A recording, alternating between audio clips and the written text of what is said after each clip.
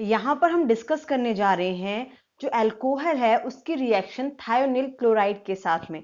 यानी जब हमें हेलो एल्केन की फॉर्मेशन करनी होती है तो हम कैसे करते हैं, यानी जब ये लेते हैं अल्कोहल विद थायोनिल क्लोराइड तो यहाँ पर दो पॉसिबिलिटी हो जाती हैं। पहली पॉसिबिलिटी ये होती है कि जब हम अल्कोहल की रिएक्शन कराते हैं थायोनिल क्लोराइड के साथ में in the presence of pyridine, तो कौन सा प्रोडक्ट फॉर्म होता है और कौन सा वो पाथवे फॉलो करता है रिएक्शन को कंप्लीट करने के लिए।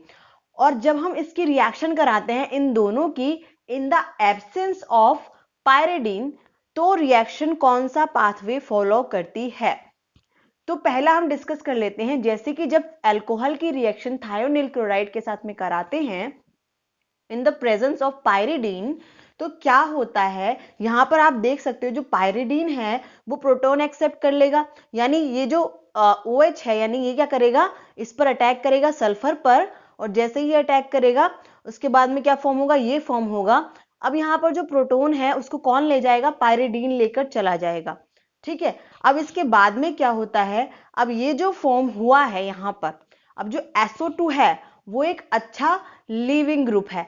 इसके साथ ही क्योंकि यहाँ पर एक Cl- भी बाहर निकला है, यानी रिएक्शन में प्रोटॉन को किसने ले लिया, इस पायरिडीन ने ले लिया, और वहां से Cl भी बाहर निकला है, तो जो Cl- बाहर निकला है वो फ्री है, और यहाँ पर क्या है, ये इस तरह से ऑक्यूपाइड है। अब जो SO2 है वो एक अच्छा लिविंग ग्रुप की तरह काम करेगा।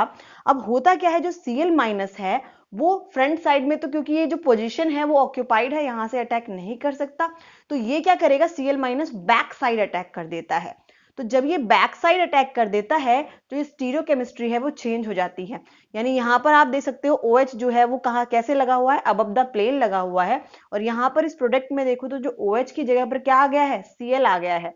ठीक है, तो ये जो लगा हुआ है ये बिलो द प्लेन लगा हुआ है, यानी स्टीरियोकेमिस्ट्री चेंज हो गई, यानी कि इन्वर्जन हो गया। यहाँ अबव द प्लेन था और यहाँ पर क्या हो गया, बिलो द प्लेन हो गया, यानी जो स्टीरियोकेमिस्ट्री है वो चेंज हो गई, यानी कि इन्वर्जन हो गया यहाँ पर। अब ये जो मैकेनिज्म है, बैक साइड अटैक हो रहा है, इन्वर्जन ऑफ कॉन्फ़िगरेशन के साथ में प्रोडक्ट की फॉर्मेशन हो रही है, तो इसकी स्टीरियोकेमिस्ट्री भी चेंज हो रही है। तो ये जो रिएक्शन है ये फॉलो करती है SN2 मैकेनिज्म को।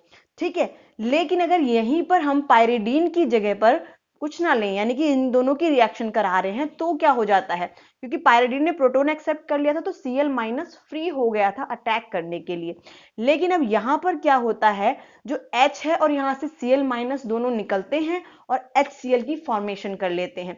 अब जो HCl यानी कि Cl यहां पर फ्री नहीं है, अब क्या होगा, ये जो फॉर्म हुआ है यहां पर जो Cl है वो क्या करेगा, वो इसकी जगह अटैक कर देगा, यानी कि फ्रंट साइड से भी अटैक कर देगा ये, क्योंकि यहां पर ये स्पेस है, ये आराम से अटैक कर सकता है इस कार्बन पर फ्रंट साइड से।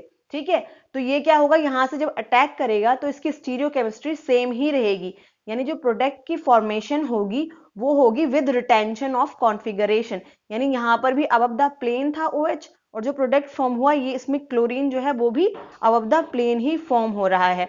तो ये जो है इंटरनल मैकेनिज्म हो रही है, एक तरह से जो सब्स्टिट्यूशन रिएक्शन हो रही है वो इंटरनली हो रही है। तो यहाँ पर जो मैकेनिज्म फॉलो करता है ये, वो फॉलो करता है SNI मैकेनिज्म को। तो यही डिफरेंस है इन दोनों में कि क्या पायरिडीन को लेने पर कौन सा प्रोडक्ट फॉर्म होता है, SN2 पाथवे फॉलो करता है विद इन्वर्जन, और अगर हम पायरिडीन नहीं ले रहे हैं तो ये SNI मैकेनिज्म को फॉलो करता है with retention of configuration. I hope clear होगा ये। Thank you.